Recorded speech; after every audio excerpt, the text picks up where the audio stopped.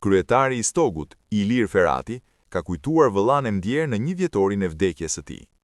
Këtë e ka bërë përmes një postimi në rrjetin social Facebook, duke ndarë edhe një foto me të.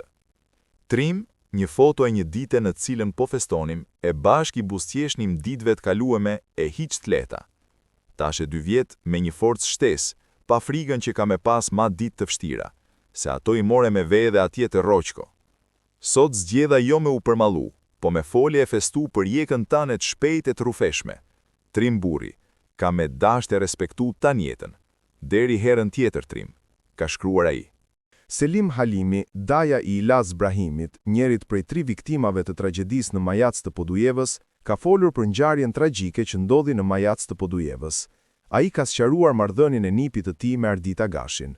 Ai mohoi spekulimet se Ilazi ishte i martuar me dikë tjetër, duke theksuar se ata ishin vetëm në proces njohjeje.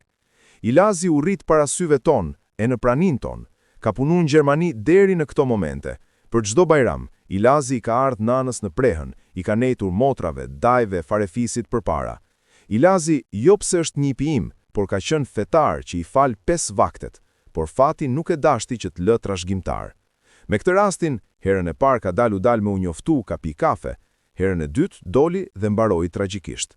Kur Ilazi nuk u koni fejum, nuk ka pas femën se u kon shumë i hapur me neve. Çdo dalje ti me femër e dim, ka lyp femër me rehatu shpinë edhe me ja çu nanës një nuse.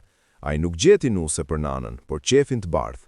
Herën e parë ka qenë, më ka vizitu edhe mu në banes, më ka tregu, daj kom fol me një vajzë. I thash, ani daj, se koha po t'hik. U dal ka pi kafe, madje nuk e mori as një puthje prej saj që shkoj në atë botë, as një kujtim. Aty, e mbylli kjo zoja, nuk mujti me përballu, dhe i bëri 3 kufoma. Gjitha fjalët, mendimet, çka kanë pas atë ditë ikën në dhe, nuk i dim. Neve na ka prek, tha Halimi në Kosova Today. Kujtojmë se Ardita Gashi privoi nga jeta Ilaz Marhimin dhe gruan e axhës së saj, 73 vjeçaren Miradije Gashin. Edhe vete dyshuara vdiq si pasojë e plagëve të vetë shkaktuara.